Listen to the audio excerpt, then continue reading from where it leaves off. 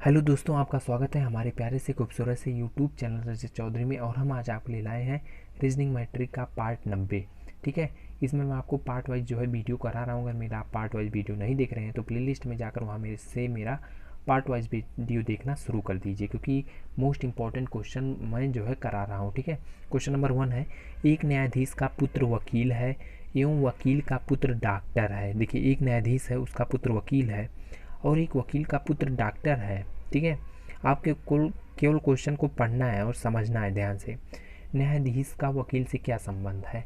तो आप कहेंगे ये कैसे हो सकता है, न्यायाधीश का पुत्र वकील भी है और वकील का पुत्र डॉक्टर है, लेकिन वकील का पुत्र तो न्यायाधीश होना चाहिए। ये नहीं, वकील का पिता न्यायाधीश होना चाहिए, ये नहीं। ठीक है, ये इसका कहने का मतलब क्या है? देखिए, ये हो गया न्यायाधीश, न्यायाधीश को जे से हम लिख दे रहे हैं। और इसका पुत्र कौन है? वकील, वकील मतलब होता है एडवोकेट, एडवोकेट को ए से लिख दे रहे हैं। ठीक है, अब इसका मतलब है, अब यहाँ पे बोल क्या रहा है? फिर वकील एडवोकेट बोल रहा है, एडवोकेट का जो पिता है वह कौन है?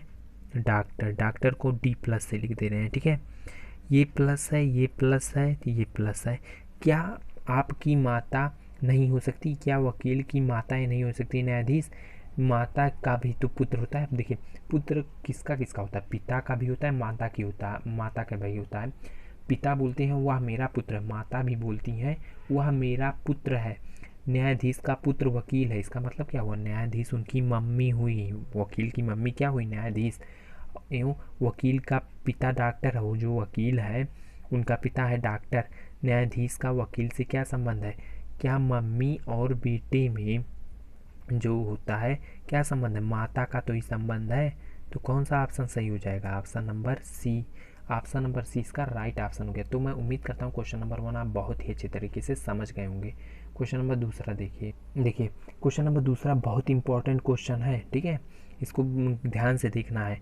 दी गई अनुक्रम में अगला पद कहाँ पे हो? अगला पद क्या होगा? अगला पद यहाँ पे है ना, तो क्वेश्चन मार्क यहीं पे है। यहीं पे हमें बताना कि यहाँ पे कौन सी संख्या होगी। देखिए, यम बी एम ओ, ठीक है, इस प्रकार से आपको नहीं पढ़ना है कि बी एम ओ ई ओ क्यू, ये से नहीं। ठीक है, आपको केवल अंतर एक एक अक्षर उठाएंगे, पहला पहला देखेंगे कैसे क्या कर रहा है। देखिए, बी के बाद ई कितना अक्षर छोड़ के लाया है?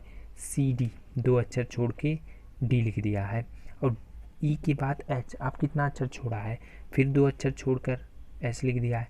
तो दो अक्षर छोड़कर एच के बाद दो अक्षर जो आएगा उसको छोड़कर हम आगे वाली संख्या लिख देंगे। एच के बाद आई जे के बाद क्या आता है? के आता है ना, तो के लिख दिए। ठीक है, अगर आप ऑप्शन देखते हैं डायरेक्ट तो ऑप्शन नंबर ए में तो केवल के है, तो यही सही हो जाएगा। लेकिन अगर हम यहाँ पे पूरा आपको दिखा दे रहे हैं, लेकिन आप ऑप्शन डायरेक्ट अगर देख ले रहे हैं तो आप तुरंत मार दीजिएगा। ठीक है, अब देखिए, यम के बाद ओ आ रहा है। ठीक है, अगर आप ऑप्शन से ही मार देते हैं तो आपका कम से कम तो 10 से 20 मिनट सेकेंड तो बच ही जाएगा। देखिए, यम के बाद ओ आ रहा है, अब कितना छोड़ रहा है? यम के बाद ओ आ रहा है, यम के बाद लेकिन आता क्या है? यन, तब ओ आता है ना, एक छोड़ा है अक्षर। अब ओ के बाद क्यू आ रहा है, ओ के बाद पहले पी आता है तब क्यू आता है, फिर दो एक छोड़ दिया है। क्यू के बाद तब अब क्या आएगा? एक अक्षर हम छोड़ के लिख जाएंगे। क्यू के बाद आर आता है, आर के बाद क्या आता है? यस, तो यहाँ पे हम यस लिख देंगे। ठीक है, अब यस भी मिल गया। अब यहाँ पे हम आते हैं ऊपर तीसरे में। देखो, ओ के बाद क्यू लिख लिया, ओ के बाद लेकिन आता क्या है? ओ के बाद आता है पी, तो लिखा क्या है? क्यू, एक अक्षर फिर छोड़ दिया है। क्यू के बाद आता है यस, क्यू के बाद क्या यस आता है? नहीं, क्यू के बाद आर आता है तब यस आता है। ठीक है, तब देखो एक एक अक्षर छोड़ कर लिख रहा है, तो यस के बाद हमें एक अक्षर अगर छोड़ कर लिखे तो क्या आएगा? यस के बाद आता है टी, टी एक अक्षर छोड़ दिए, टी के बाद हो गया यू, तो क्या हो जाएगा प्रश्नवाचक के चिन्ह के स्थान पे? के एस यू, के एस यू आपको किस ऑप्शन में दिखाई दे रहा है? तो अगर आप ध्यान से देखेंगे तो option number A, option number A इसका राइट ऑप्शन क्या? तो मैं उम्मीद करता हूँ क्वेश्चन नंबर दूसरा आप बहुत ही अच्छे तरीके से समझ गए होंगे। क्वेश्चन नंबर तीसरा देखिए। देखिए, क्वेश्चन नंबर तीसरा बहुत इंपॉर्टेंट क्वेश्चन है। बोल क्या रहा है?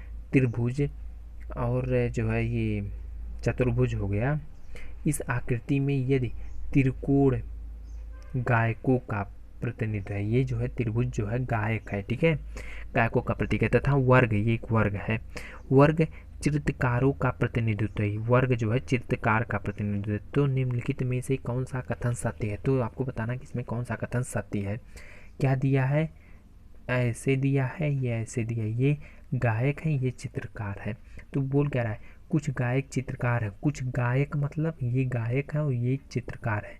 तो पहला ऑप्शन क्या बोल रहा है, पहला ऑप्शन बोल रहा है कुछ गायक चित्रकार है ना। तो गायक क्या है, चित्रकार ऐसे है। क्या आपको ऐसे ये डायग्राम दिख रहा है, नहीं, तो ये पहला ऑप्शन गलत हो गया। सभी चित्रकार गायक है, तो चित्रकार ये हुए, चित्रकार कौन है, सभी चित्रकार गायक हैं। तो जो सभी चित्रकार हों गायक हैं, तो ये हो गया गायक का, और इसके अंदर आगे चित्रकार। क्या आपको डायग्राम इस प्रकार से दिख रहा है, नहीं, हमें तो इसी प्रकार से लाना है ना। तो और क्या बोला है, कुछ चित्रकार गायक है। चित्रकार कौन है, चित्रकार ये हैं। अब बोला है कुछ चित्रकार गायक है। क्या आपको इस प्रकार से डायग्राम दिख रहा है, नहीं, कुछ चित्रकार ढूंढना है, इस प्रकार से नहीं, हमें इस प्रकार से दिखना है। कोई गायक चित्रकार नहीं है, इसका मतलब क्या है, ये कहने का मतलब है कि ये दोनों अलग अलग, ना तो गायक चित्रकार है ना तो चित्रकार गायक है। ये मिल गया, यही तो हमें ढूंढना था, इसी यही ऑप्शन मिल गया। तो ऑप्शन नंबर डी इसका राइट ऑप्शन हो गया। तो मैं उम्मीद करता हूँ क्वेश्चन नंबर तीसरा आप बहुत ही अच्छे तरीके से समझ गए होंगे। अगर क्वेश्चन आप समझ गए हैं तो आप वीडियो को लाइक कर दीजिएगा। अगर अभी तक चैनल को सब्सक्राइब नहीं किए हुए हैं तो चैनल को सब्सक्राइब कर लीजिएगा, क्योंकि मैं केवल उन्हीं प्रकार के क्वेश्चन को कराता हूं जो एग्जामों में बहुत बार पूछे गए ही क्वेश्चन है। सब्सक्राइब करने के लिए आपको क्या करना पड़ेगा, नीचे आपको लाल रंग का चैनल के बगल में सब्सक्राइब का बटन दिख रहा है, उसको आप प्रेस कर दीजिएगा। घंटा बेल आएगा, वहीं पर ऑल नोटिफिकेशन वाला घंटा बेल दबाना मत भूलिएगा, इससे आपको नोटिफिकेशन मिलती रहेगी। मेरी हर एक वीडियो आप सबसे पहले देख सकते हैं। क्वेश्चन नंबर 4 देखिए क्वेश्चन नंबर 4 जो है मिसिंग नंबर से, बहुत इंपॉर्टेंट क्वेश्चन है। क्वेश्चन नंबर 4 है, दिए गए विकल्पों में से लुप्त संख्या ज्ञात कीजिए। लुप्त संख्या कहाँ पे ज्ञात करनी है, यहाँ पे हम बताना कि यहाँ पे कौन सी संख्या की। 1 है, 8 है, 27 है, 64 है, 125 है, 216 है, 343 है, 512 है, इसके बाद क्वेश्चन मार्क। तो आप क्वेश्चन देख कर ही समझ गए होंगे कि क्या बोल रहा है। देखिए 1 का क्यूब क्या होता है, 1 का क्यूब 1 होता है। 2 का क्यूब क्या होता है, 1 का स्क्वायर है और क्यूब 1 ही होता है। 2 का क्यूब क्या होता है, 8 होता है। तो यहाँ पे 8 लिखा भी है, 8 लिखा है, ठीक है। आपको बस केवल देखना ही है, ठीक है। 3 का क्यूब क्या होता है, 3 का क्यूब 27 होता है, 27 भी लिखा है।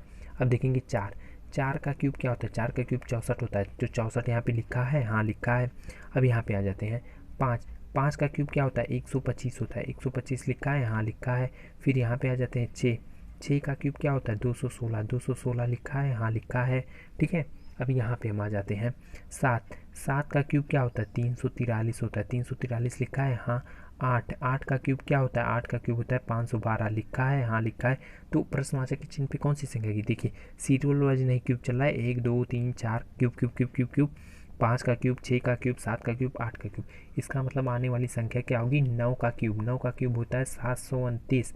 प्रश्नवाचक के चिन्ह पे कौन सी संख्या आएगी, 729 आएगी। तो 729 आपको किस ऑप्शन में दिखाई दे रहा है, तो अगर आप ध्यान से देखेंगे तो ऑप्शन नंबर डी इसका राइट ऑप्शन हो गया। तो मैं उम्मीद करता हूँ क्वेश्चन नंबर 4 आप बहुत ही अच्छे तरीके से समझ गए होंगे। अगर आपको क्वेश्चन समझ में आ रहे हैं तो आप वीडियो को लाइक कर दीजिएगा, और अगर अभी तक चैनल को सब्सक्राइब नहीं किया है तो चैनल को सब्सक्राइब करना बिल्कुल मत भूलिएगा, क्योंकि मैं केवल उन्हीं प्रकार के क्वेश्चनों को कराता हूँ जो एग्जाम में बहुत बार पूछे जाते हैं। सब्सक्राइब करते वक्त घंटा बेल जरूर से ज़रूर दबा दीजिएगा। धन्यवाद।